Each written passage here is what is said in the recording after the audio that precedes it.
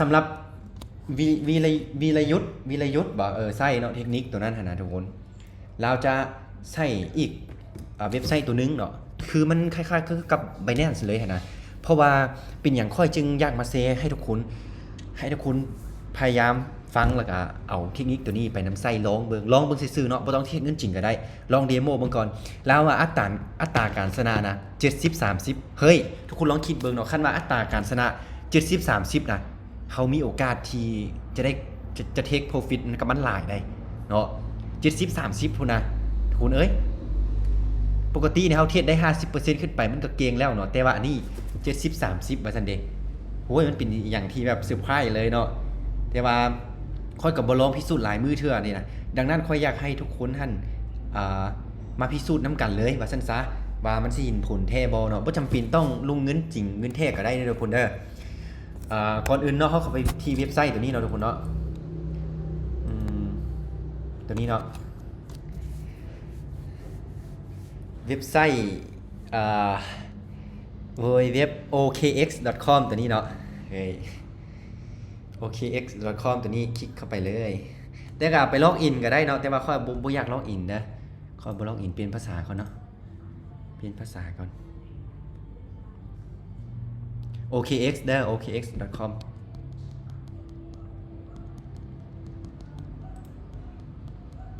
โอเคเนาะ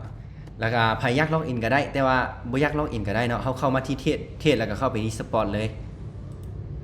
เข้าไปที่เทรดแล้วก็เข้าไปที่สปอร์ตเลยทุกคนเห็นปะมันจะโซหน้าตาแบบนี้ออกมามันคล้ายคือกับ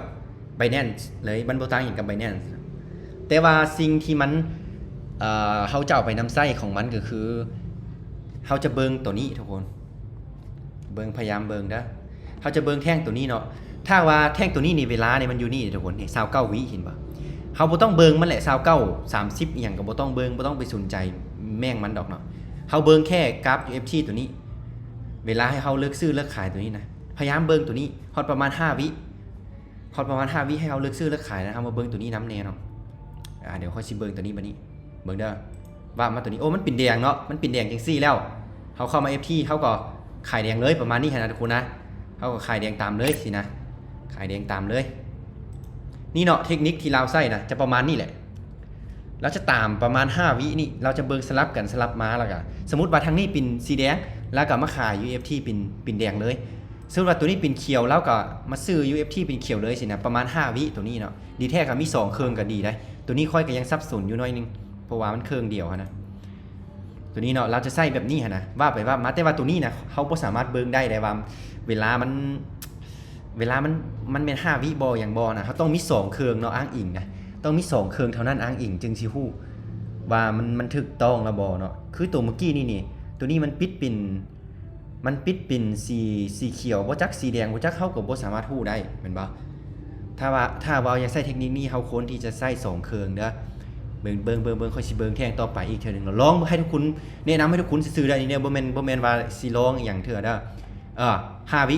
มาเบิ่งตัวนี้ปุ๊บมันเป็นแดง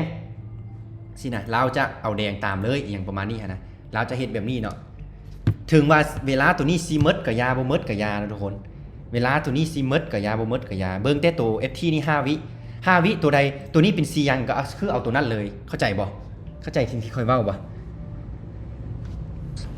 เข้าใจเด้อตัวนี้เป็น5 วิFT เป็น5 วิตัวนี้เป็นซียังแล้วเอาสีนั่นเลยสินะประมาณนี้เนาะแต่ว่าที่จริงนะเฮาเบิ่งกับคล้ายๆกับว่าเฮ้ยมันสิได้ผลแท้บ่อย่างสินะแต่ว่าแล้วถอนทุกคนก็น่าจะเห็นเนาะเธอได้เป็น7-800เป็นพันเป็นอย่างกระถอนนะ3ประมาณ4-5 มื้อละ